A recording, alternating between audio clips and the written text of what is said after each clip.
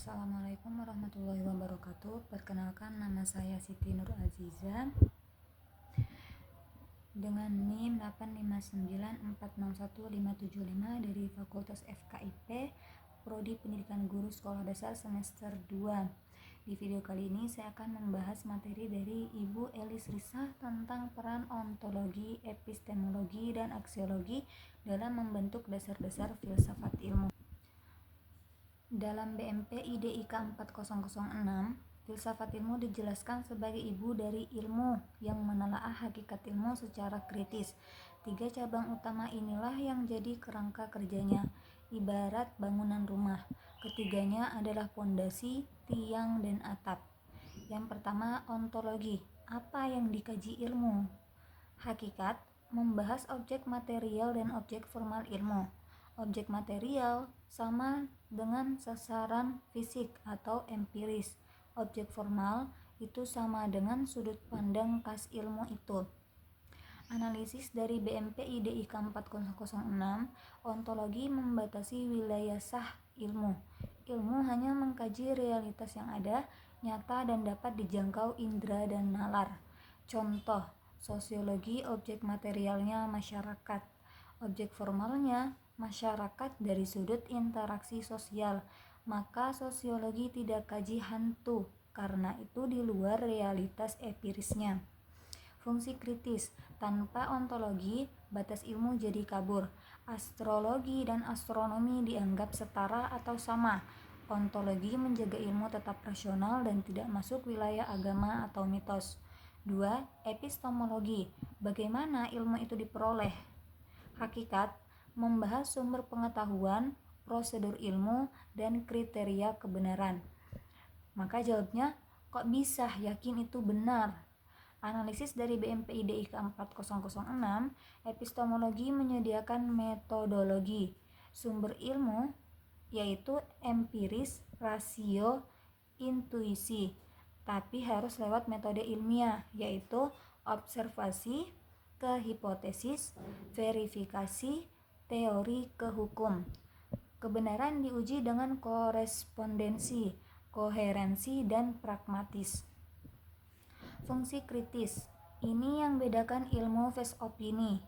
Pernyataan belajar malam bikin pintar bukan ilmu sebelum diuji dengan sampel, variabel kontrol, dan data. Epistemologi jaga ilmu dari subjektivitas dan dogma. Untuk guru, epistemologi sama dengan alasan kenapa kita ajarkan siswa membuktikan, bukan dengan menghafal. Yang ketiga, aksiologi. Untuk apa ilmu itu? Hakikat membahas nilai guna dan tanggung jawab moral ilmu. Ilmu tidak bebas nilai. Analisis BMP IDIK 4006, yaitu aksiologi punya 2 sisi. Yang pertama, nilai internal. Ilmu harus objektif, jujur, terbuka, anti plagiat. Yang kedua, nilai eksternal. Ilmu harus untuk kemanusiaan, kesejahteraan, dan kelestarian. Fungsi kritis jadi kompas moral. Tanpa aksiologi, cloning manusia, bom nuklir, atau hoax dianggap sah demi kemajuan ilmu.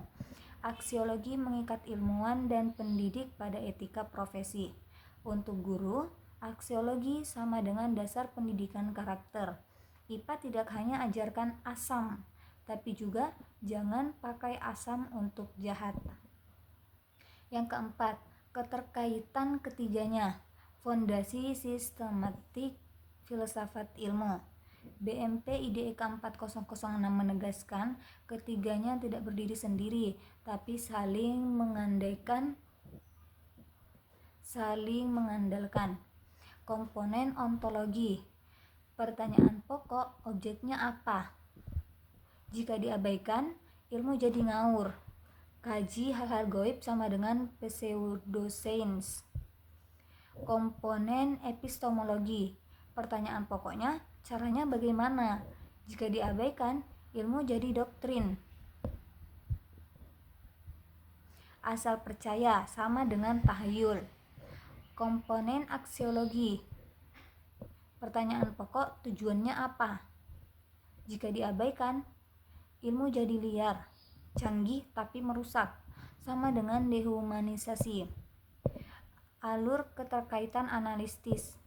Yang pertama, ontologi menentukan epistemologi. Karena objek ilmu sama dengan empiris, maka metodenya harus observasi dan eksperimen, bukan wahyu. Yang kedua, epistemologi menopang aksiologi. Karena metode ilmiah menuntut kejujuran data, maka ilmuwan terikat etika. Metode melahirkan nilai. Yang ketiga, aksiologi mengarahkan ontologi. Karena tujuan ilmu untuk kebaikan, maka objek kajian diprioritaskan yang maslahat, bukan yang merusak. Nilai membatasi objek. Kesimpulan dari BMP IDE ke-4006 bahwa filsafat ilmu itu sama dengan sistem berpikir yang utuh. Ontologi jaga apa yang diteliti agar tidak kaluh. Epistemologi jaga bagaimana meneliti agar tidak ngibul. Dan aksiologi menjaga untuk apa diteliti agar tidak jadi bencana. Bagi guru SD, paham 3 hal ini artinya pilih materi yang nyata ontologi, ajarkan dengan cara membuktikan epistemologi, dan selalu kaitkan ke manfaat dan etika aksiologi. Tanpa itu, pembelajaran hanya transfer informasi atau sama dengan ilmu palsu. Ilmu tanpa filsafat itu sama dengan teknik buta arah dalam pengajaran. Sekian dari saya, banyak kurangnya saya mohon maaf yang sebesar-besarnya. Assalamualaikum warahmatullahi wabarakatuh.